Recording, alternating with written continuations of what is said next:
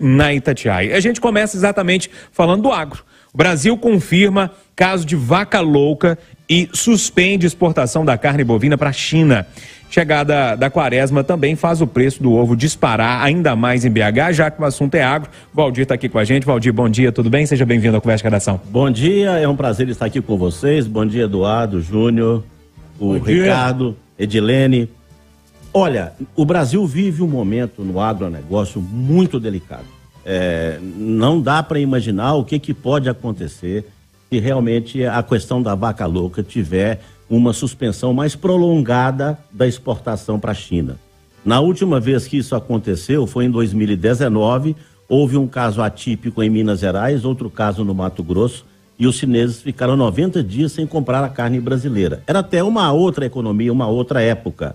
Agora, o chinês é um bicho paciente, né?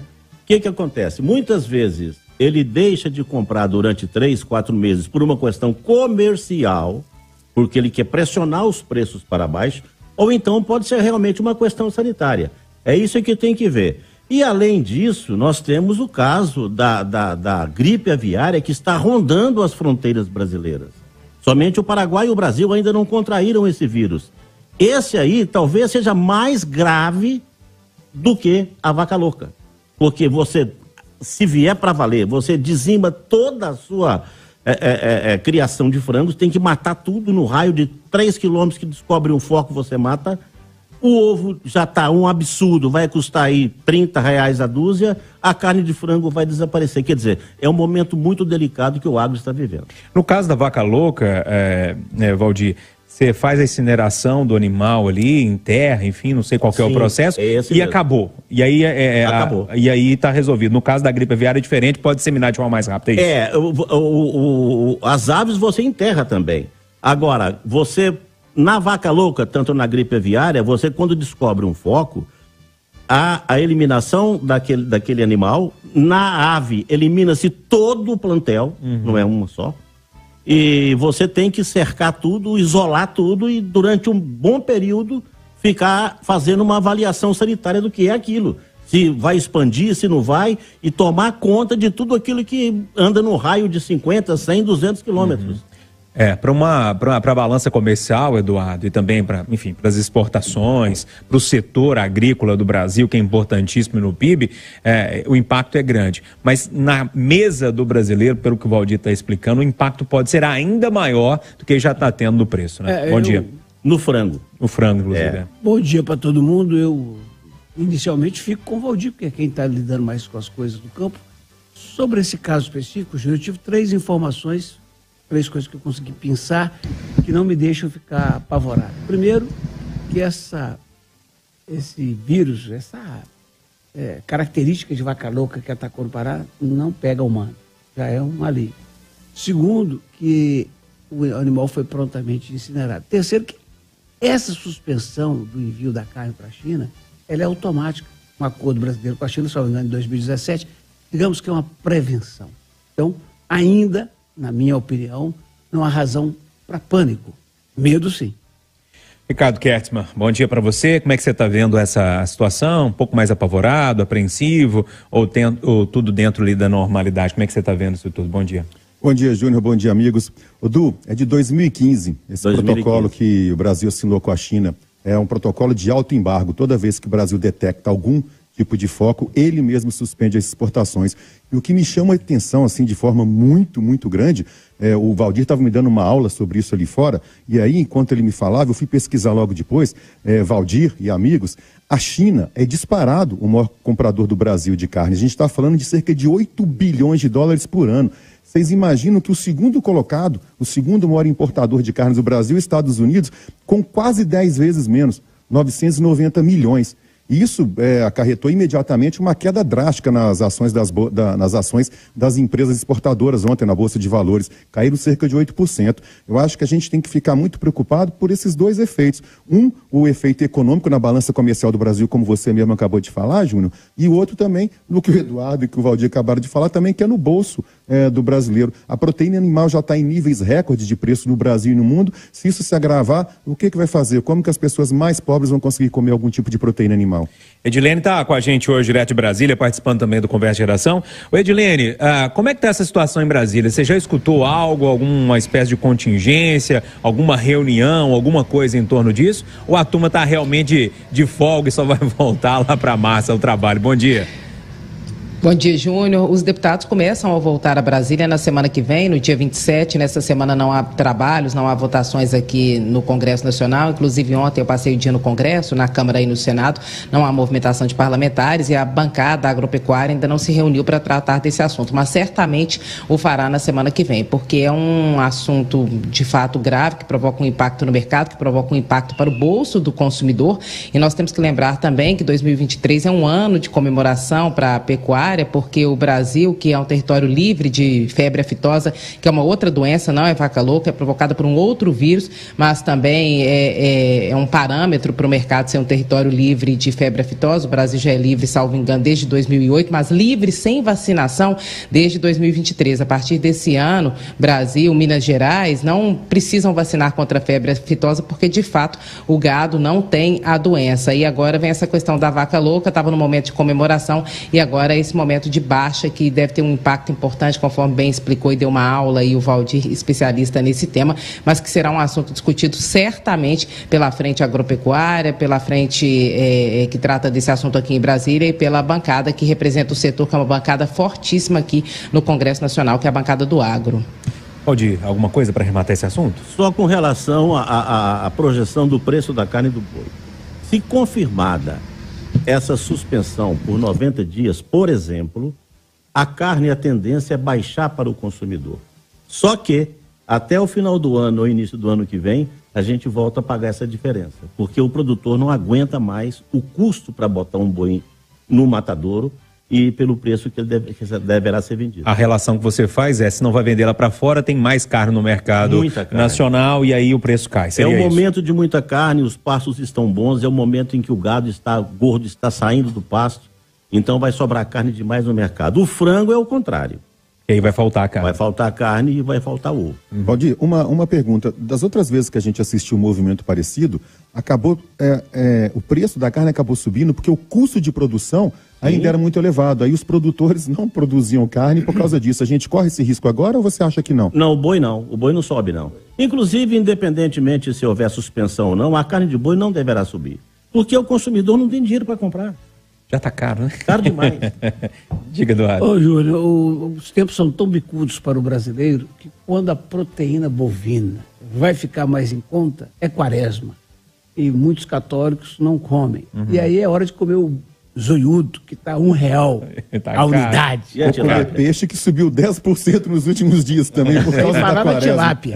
Essa questão do ovo realmente está bem complicada. Cada dia que passa ele está mais caro. E eu que gosto do ovinho caipira, meu Deus do céu, aí fica mais caro ainda. Mais um assunto daqui a pouco, vou tentar chegar nele, que é aquele episódio de racismo contra o Atlético lá na Venezuela. Eu sei que você entende bem desse assunto, porque você militou na questão do futebol durante muito tempo. Sim. Eu preciso só tratar de outro tema antes. Eduardo, a morte de um jovem abordado pela polícia na Praça 7 ainda é um mistério. A polícia nega a truculência, o vídeo está circulando aí nas redes sociais e diz que realmente o rapaz teve um mal súbito. A entrevista do major responsável pelo policiamento no centro da cidade, acompanhada de um vídeo, me tranquiliza, pelo menos até a investigação da Polícia Civil. Penso que é mais um caso triste de combinação nefasta de drogas, juventude e morte. Edilene Lopes, você deve ter visto esse vídeo que está girando aí pelas redes sociais. A polícia faz uma abordagem ali normal, corriqueira, do dia a dia da pauta policial ali, do trabalho policial, e o jovem do nada cai ao chão e morre. E pelas imagens, eu concordo com o Eduardo, eu não vejo nenhuma truculência não. Como é que você analisa essa história? Júnior, eu vi rapidamente o vídeo e eu acredito que a gente tem que aguardar a apuração e eu espero, mas espero mesmo que não tenha havido abuso por parte da polícia, porque na minha avaliação, na minha leitura, a polícia é para proteger, não é para machucar nem para matar. Então espero que não tenha havido nenhum abuso e que abuso não tenha provocado a morte desse rapaz. É o que a gente espera, é o que a gente espera da Polícia de Minas Gerais, que é agir da melhor forma possível, protegendo a população, punindo aqueles que de fato estejam fazendo algo errado, prendendo os que estejam estejam fazendo algo errado, mas aqueles que não estejam não devem de forma nenhuma ser alvo de injustiças por parte da Polícia Militar, e ninguém deve ser alvo de abuso por parte da Polícia Militar, que sabe como usar a força, como deve ser usado e que deve seguir a lei como qualquer um de nós. Quem está acompanhando a gente com imagens no YouTube está vendo esse vídeo, né? A gente está rodando ele até para que os ouvintes possam e internautas possam tirar as conclusões. Como é que você vê esse vídeo, hein, Ricardo? Assim como vocês, eu acho que infelizmente é uma fatalidade, talvez uma overdose, algo assim. Isso aí só reforça a necessidade e a importância da câmera no uniforme dos policiais. A câmera vai filmar tudo, né, e vai poderia mostrar de forma clara o que ocorreu, se for violência ou foi uma fatalidade mesmo. Uma vez, após afirmar, Edilene Lopes, que crimes estavam em queda durante todo o carnaval, e isso foi concretizado, né? Realmente os crimes caíram bastante, a PM reconheceu que casos de importunação sexual deram trabalho sim durante a folia aqui em Belo Horizonte.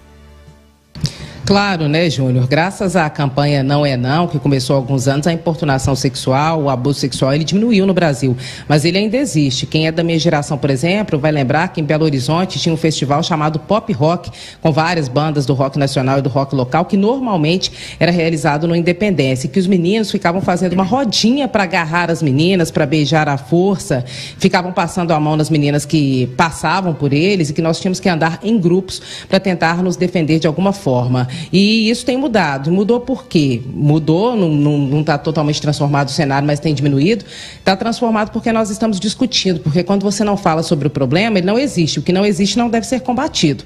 É assim com machismo, é assim com violência sexual, é assim com racismo. Então, a partir do momento que a gente começou a discutir que, de fato, havia abuso e havia violência sexual, e começamos a denunciar e incentivar as denúncias, a princípio, diminuíram as ocorrências, mas elas permanecem acontecendo. Infelizmente, o Brasil, e nós acompanhamos isso dia a dia, vive uma cultura do estupro. Hoje, por exemplo, a Diana Rogers trouxe o caso do Rio de Janeiro, do massagista que abusava suas clientes. Nós temos o caso recente do anestesista que abusava de parturientes, um momento sagrado, e o abusador estava ali abusando. Isso acontece nos lares, acontece em família, então isso acontece muito. Infelizmente, hoje, nesse momento, quando eu estou falando aqui, muitos abusadores e muitas abusadas estão nos ouvindo, porque no Brasil há essa cultura do abuso sexual que a gente tenta mudar. Só para ir um pouco assim, fazer uma linha histórica, e isso que eu vou dizer aqui agora, está no livro Escravidão, a trilogia do Laurentino Gomes, está na origem do Brasil a cultura do abuso sexual. Antes, oficiais, lá na época da escravidão, oficiais que traziam negros escravizados para o Brasil, antes deles embarcarem para o Brasil, eles os oficiais escolhiam uma escravizada para servi-los em cama e mesa. Significa o quê? Que elas eram estupradas durante todo o trajeto. A cultura do estupro, ela faz parte da história do Brasil. Infelizmente, a gente tenta mudar dia a dia. Agora, falar que acabou, não acabou. Tem muito homem que acha que é dono de mulher, que pode abusar, que é propriedade dele, que está a serviço do prazer dele. Então, isso é algo que tem que ser combatido, e a gente não pode ter a ilusão de que porque diminuiu, acabou, porque está aí todo dia, infelizmente. E não custa nada reforçar, gente. Não é não. Se houve um não, o que aconteceu depois disso é abuso. O Eduardo Costa, diminuiu, mas não acabou. É basicamente essa a manchete. Mas somos humanos, né? Vai acabar nunca.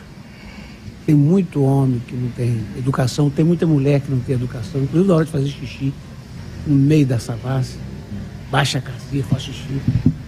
Tem muito abuso, tem muito atrevimento. Polícia medo. E aí, Ricardo? É triste, né? A gente estava tão animado falando que tinha diminuído e tal. Enfim, a gente sabia que não tinha acabado, mas a gente achou que não tinha dado tanto trabalho assim. Júnior, mas eu continuo, entre aspas, feliz com o ocorrido, porque foram muito poucos casos perto do que vinha ocorrendo. Acho que a gente não pode jogar fora, né, toda a beleza que foi esse carnaval por causa de 5, 10, 15, pouco importa, imbecis que merecem todo o rigor da lei. Pegando o gancho no que a Edilene falou, Edilene, você lembrou da cultura do estupro desde a época da escravidão? A gente assistiu isso agora, semana passada, 2 semanas atrás, com o caso dos índios Yanomamis, em que meninas de 10, 12 anos eram também vendidas para a prostituição. Verdade. Pessoal, Ricardo, só para pontuar nesse assunto aí, todo o território que, por exemplo, lá no caso do território Yanomami é garimpo legal, mas local onde, por exemplo, tem pouca população rural, que vai a algum grande empreendimento, como mineração, por exemplo, há um cuidado de organizações não governamentais para garantir que não haja abuso, porque é normal aumentar os casos de abusos nesses locais em que a população é rural, que vai a alguma grande atividade econômica e que os abusos começam a ocorrer nesses espaços. Pessoal, o episódio de racismo denunciado pelo Atlético gerou uma resposta da Conmebol. Horas depois do ocorrido, antes do jogo contra o Carabobo, a Confederação divulgou uma nota oficial repudiando o racismo. Valdir Barbosa, você trabalhou com futebol há muito tempo, fez grandes viagens aí acompanhando o Cruzeiro, nesse caso acontecido com um Atlético, mas não é de hoje, né? E eu estou um pouco cansado das notas de repúdio. Elas não resolvem muita coisa, não. Não resolvem. E isso eu já vi em maior escala na Argentina. Em 2014, o Cruzeiro jogou em Huancayo, no Peru. Pela Copa Libertadores também houve atitudes racistas contra o Tinga, até depois recebido pela presidente Dilma em Brasília. Verdade.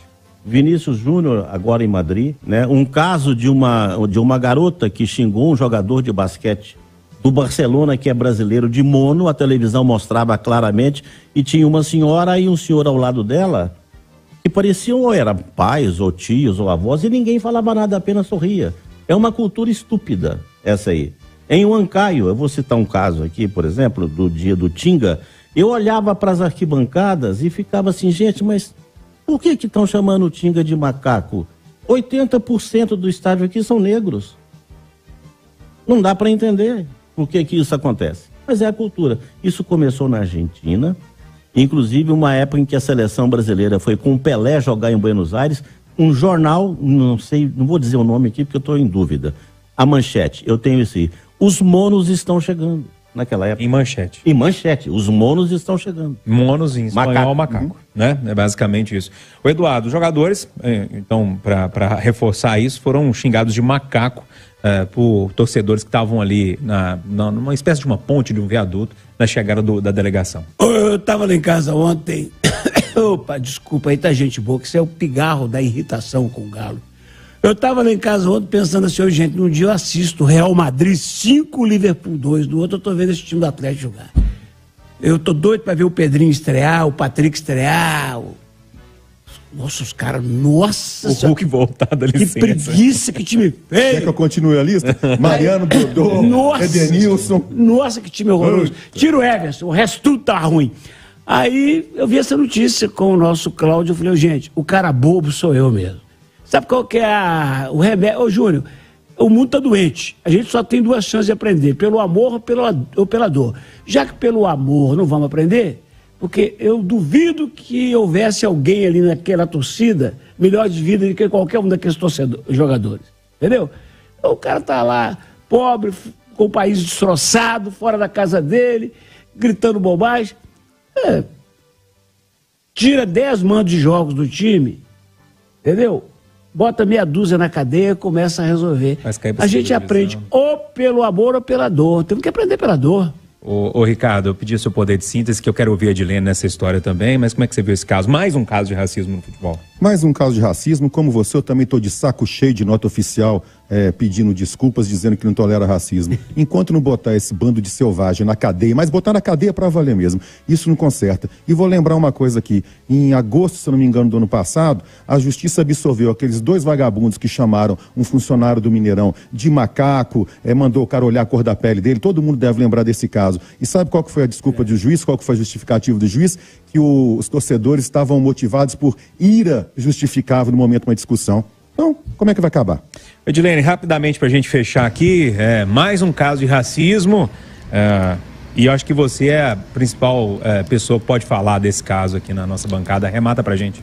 Júnior, antes de falar sobre esse assunto que é muito caro para mim, eu sou a única mulher na mesa de debate hoje. Enquanto falava de machismo, sofri machismo aí nas redes sociais da rádio por parte de um ouvinte, um internauta.